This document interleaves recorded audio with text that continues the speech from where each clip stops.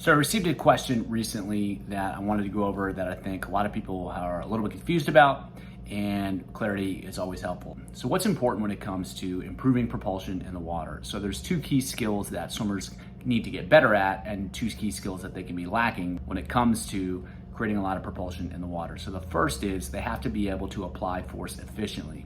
If they're pushing straight down on the water, they're not going to be able to move themselves forward. So even if they're creating a lot of force, it's not force that's applied efficiently. So the more efficiently swimmers can apply force, and that means directing most of the force backwards so that they can move forwards, the more effective they are going to be in improving how fast they move through the water.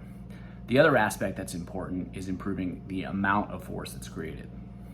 So for instance, if a swimmer can apply forces really effectively, but they can't create much force, they're not going to get very much out of each pull. So to swim fast and to create a lot of propulsion, swimmers need to create high forces, and they need to apply those forces in an efficient manner. So primarily, those forces are going to be directed backwards. These are both really key skills that are important for swimmers to learn. How to actually develop those skills is a pretty deep topic. However, I want to give you a little bit of insight as how the two differ, and in some ways, they're two different aspects of the same process. So any activity is always going to require swimmers to apply forces effectively and apply high forces. However, the relative emphasis is going to differ between activities.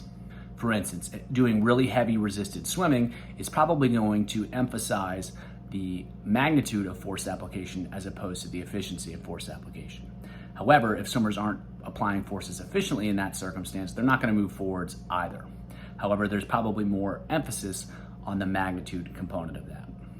In contrast, if you're doing slower swimming with a closed fist, that's going to be more about efficiency of application, because in order to move forward, swimmers are going to have to apply force effectively. However, they're not going to need to apply a lot of force because they're not trying to swim really fast. This distinction can become relevant when working with certain swimmers. So for instance, if you have a really strong guy, but he's not swimming particularly fast, independent of alignment issues, it's probably the case that he's not applying forces very effectively. And so just doing a lot of heavy resisted swimming probably isn't going to help him that much. He needs to do a little bit more work, focus on applying forces efficiently. And that might just be some lower stroke count stuff, some light resistance stuff, changing the hand position, stuff like that. In contrast, if you have another individual who's really thin, doesn't have a lot of muscle, isn't particularly strong, and they can swim pretty efficiently when swimming slow, but struggle to swim fast, they probably need to work more on applying high levels of force. And so you can do that with some heavier resisted swimming. You can do that with lower stroke counts while swimming fast. Those type of activities are probably going to put a little bit more emphasis on creating more force as opposed to just applying it effectively. So hopefully that distinction is helpful. And if you're running into issues with trying to improve propulsion, that just gives you another way to look at the process so you can better assign activities that are going to help the swimmers you're working with.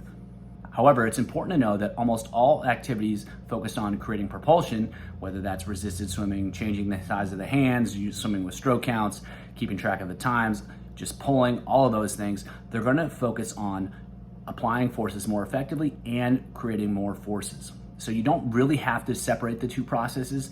It's only helpful when you're running into an extreme circumstance where things aren't necessarily progressing as you'd like.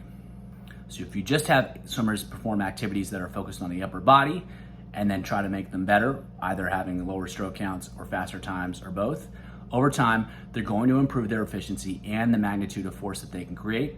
And as a result, they're going to be able to pull more effectively, move more water, and then swim faster. I hope that helps. If you have any follow-up questions, definitely let me know.